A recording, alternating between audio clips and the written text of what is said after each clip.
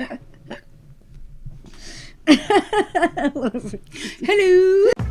Clear of the closing doors, please. Welcome to a whole nother episode of me and Carrie reacting to some psych ward videos, which we think is appropriate for us because we've both been to the psych ward. Stick with this video because we're reacting to them as usual. Let's start. Don't forget to like and subscribe. Here we go. Here is the first one. It's not a psych ward. It's not a mental hospital. It's not an asylum. It's not an institution. It's a psychiatric hospital where you receive inpatient psychiatric care. But isn't it a psych ward if you're in a hospital? I guess she's trying to make it like, you know, less insulting. I understand what she's doing. She's trying to be really nice, you know, like, don't worry about it. Like, it's not all these places. But that doesn't change the fact that you still went. Yeah, but, like, maybe she's saying to other people, don't use it as an insult or I something. feel like no, because she said with where you, didn't she say something like where you got treatment? So she's saying it to the person. Oh. So, like, don't say bad things about where you stayed. You didn't stay at a psychiatric. Whatever the hell she said. I don't know. She's trying to teach us to be nicer to ourselves by claiming our experience was not in these insulting places, but actually this nicer way to say what we experienced was actually this. Yeah. But I wasn't in a psychiatric hospital. Yeah. It was a ward of the hospital. So in fact, I was in the psych ward. So she's trying to be nice, but I no shame, but I wasn't in a psychiatric hospital. I don't know. Can somebody in the comments tell me if I'm wrong? Because if you're just in the area of the hospital for psych, is that not the psych ward? Like maternity ward? I thought it was the same. Are we both wrong here? I don't know, but I like her eyebrows and her tattoos. That's all I was trying to focused on. She looks good. But I was in hospitals that had treatment for ED. Just in the section. What were the other sections? Just like a regular hospital, and then like other, I don't know, whatever else there is. I don't know. So yeah, we're saying the exact same thing. Yeah, so I'm saying, so it's like a regular hospital, and then I went to that section. No shade. I just wanted to clarify. You're a very nice lady, and we think your makeup is really nice.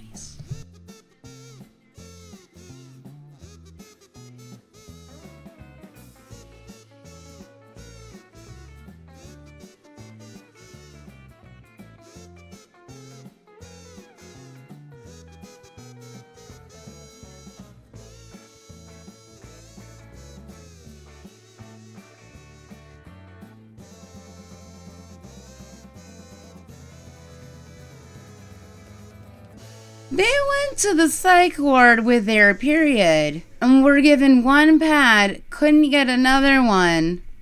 You, listen, if there's anything like you need to get replaced when you need to get it replaced, it's a pad. It's like a pad or a tampon. You can't just tell, like, you know what I'm saying? You can't just be like, you can't use the bathroom right now. Like, you know, you have to wait. Especially a like tampon, when it's when it's like that time of the month, you need to be taking care of yourself because if you're not, it's going to be a mess. You can't just hold in your period like you can hold your bladder. I know, remember a teacher said that one time to somebody, I think. A teacher said that to somebody? I don't know, I've heard this story where, like, the teacher said, oh, I thought you can just hold it in, like a pee or something, so he didn't let her go to the bathroom.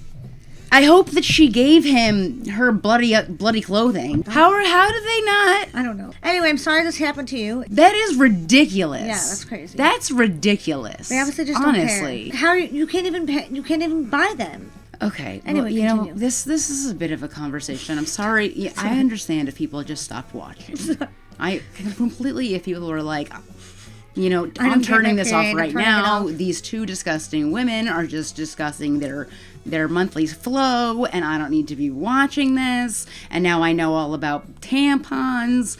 And I'm sorry that we were talking about tampons. We're supposed to be talking about the psych ward, but this person's talking about psych ward and pads, and now we're talking about psych ward. Now everybody knows she doesn't wear tampons. Oh, now I said TSS. It's very dangerous. Because of TSS, it's just so dangerous. I don't know anyone that's ever gotten it. Not one person I've ever known has ever gotten it, but this one is terrified of it. But that's okay. We're gonna move on. How do you know people in the comments are not gonna agree with me about it? Continue. They might agree, but we're still gonna move on.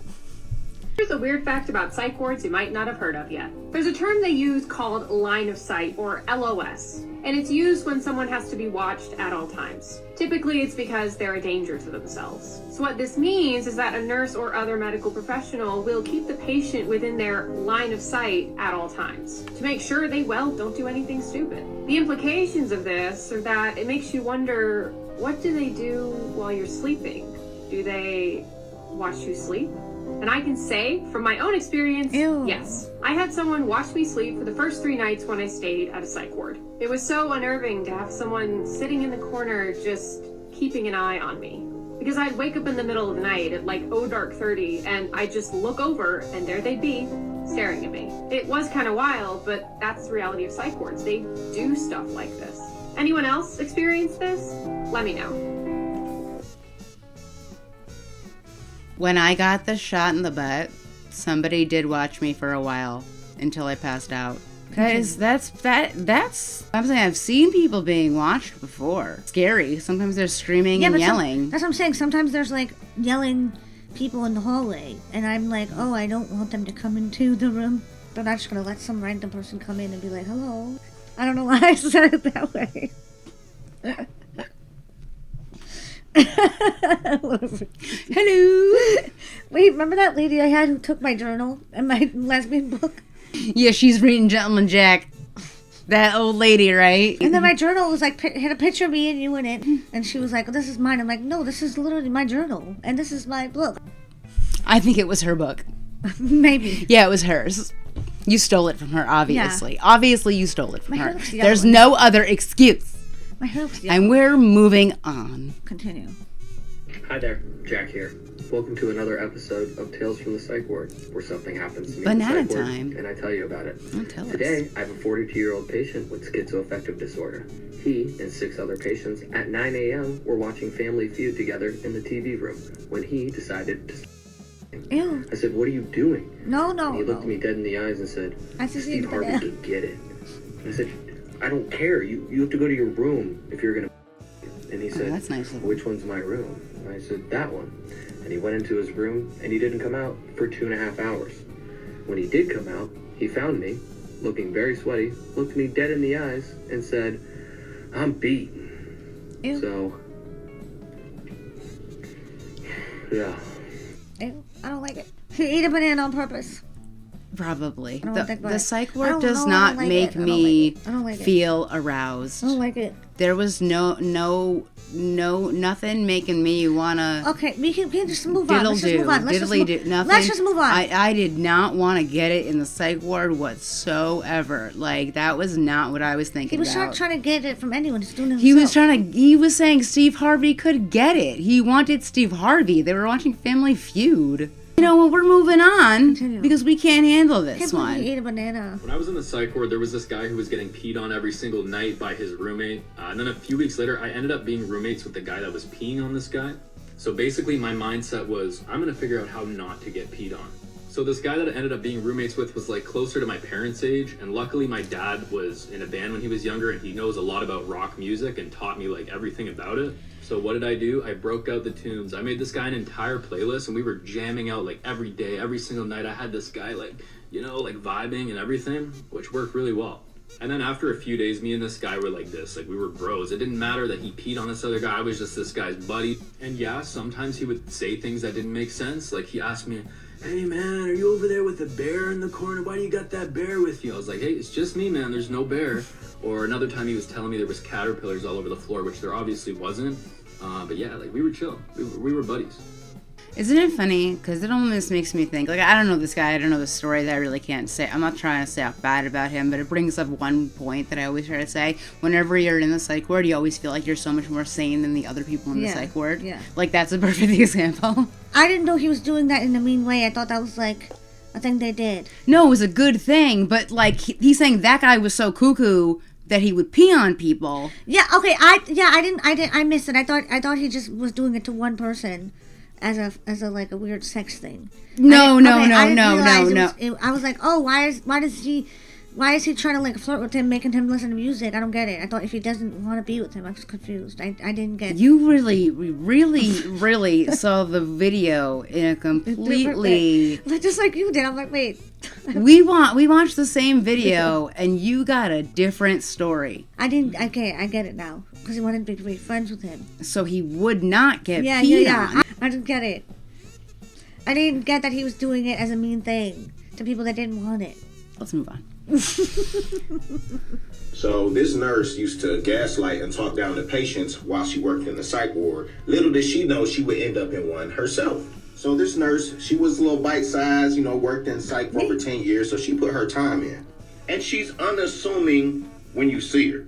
However, after working with her, people found that she would often get into these verbal disputes with patients, which you should not do under any circumstances. For one, people that are getting treated in a psych ward for mental health issues might be going through traumatic life events, might not have the capacity to process and to respond in the same way in which you do. So you have to keep things strategic, making sure you're creating a therapeutic environment. And it would be better for everybody if all staff in psych thought that way, but I would probably guess that a good majority or at least half of them don't think that way. So just to give you an idea of some of the ways in which you would gaslight these patients, so let's say, she saw a patient lining up too early for meds, and you might be like, lining up too early, what do you mean? Well, for one, patients are discouraged to line up early for meds, one, because it can look med-seeking, and that whole term is a thing, like I can get into it if y'all want, but it's definitely abused. But yes, so you can tell patients, hey, it's not time to line up for meds yet. Also, it does add like this undue pressure to staff that's unnecessary. That's like, hey, I need you to get my meds right now. And some patients are like that. But anyways, if somebody was doing that, her reprimand toward them would be more so harsh or like kind of insensitive, like it's not time for meds yet, I don't know why you're up here, stuff like that, and for people that are more sheepish and timid, they might be like, oh, I'm sorry. But for people that's going through a hard time in life, or like I said, don't have the capacity to handle that type of stuff, maybe they deal with that all the way at home and they're like, why would I be dealing with that here? They might snap, to which she doesn't hesitate to threaten the booty juice, the booty dart, the sedative. She will threaten that real quick. I can get a doctor to get an injection pulled up right now, so don't start escalating. And you are not supposed to do that. But terrible. Oftentimes, she would be made the charge nurse for the shift. So it was really kind of what she said. She was just nasty, and this was routine behavior. Well, lo and behold, karma came kicking. One day she just left work unannounced, and nobody heard from her for a very long time, even after trying to reach out. Now, one thing about the psych industry, it's a very high turnover rate for staff, so if you go in one year and you see staff, you might see a couple of staples that stay there, but people are going to be leaving and coming back. But she came back to the same unit she worked for, y'all. And guess who apparently was lining up early for meds? What's the moral to this story, y'all? Give me your own. Thought she was gone and then ended up in the psych ward, that same psych ward? Yeah. And she was lining up early for meds. So. That is absolutely, obviously she had some issues if she was just mean to the people. There's a reason why people are so angry like that. Their home life is not good. Something is going wrong that you have to be so nasty to people. Yeah, but also, no one is inherently that rude. I don't know. I mean, that's sad. That is sad, though, Michelle. I don't know what to think. On to the next one.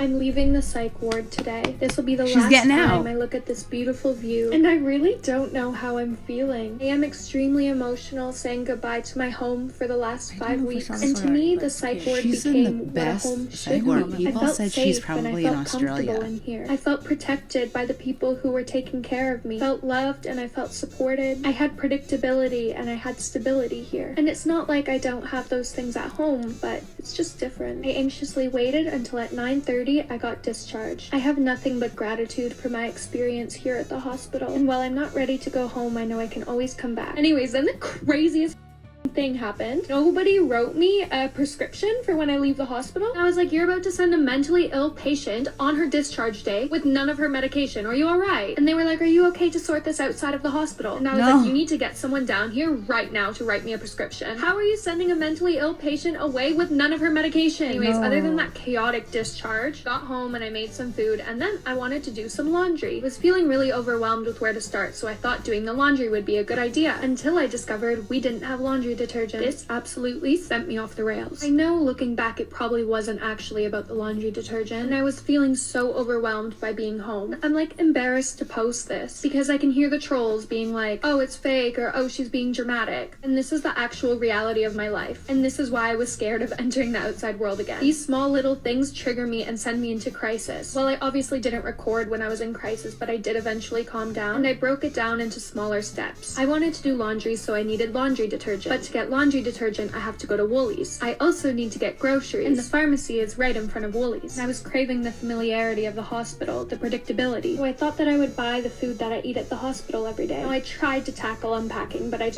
couldn't do it. And while I really didn't feel like it, I went into the city to pick up this package because I knew I'd be so excited to open it later. Tackled unpacking with the smallest things first. Here's my little souvenir from the hospital. I looked through all the group therapy I did and the art I made, and I realized why I hate unpacking so much. Because I get distracted and it turns into like a 6-hour thing. Did miss these sunsets in my house. I organized my meds for the week, and I took a break to watch sunset. While I'm exhausted, I'm glad I kept busy today. I cannot just be alone with my thoughts. I could have seen today. Her house is amazing too. As a reward, I opened this the package girl. I can't tell you guys anything about. I can't show you guys anything. I can't show you anything I opened, but I just want you to know that I'm so happy. It's all coming together. It's all coming together, and I'm just so excited to announce it to you guys. She got a brand deal?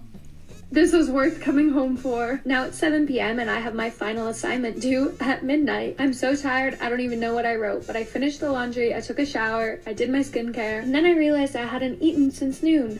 Back to reality. I have just been on autopilot today. I haven't really processed what it means to be leaving the hospital. I hope that everything is going well. Your apartment is amazing. You look like you learned a lot, and I can't believe they were going to let you go with no meds. That's cool. That's crazy. That's totally nuts, but I hope you're doing well. And your art's beautiful.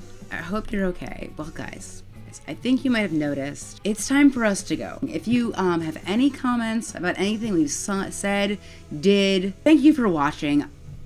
It's been a blast. Peace out, guys.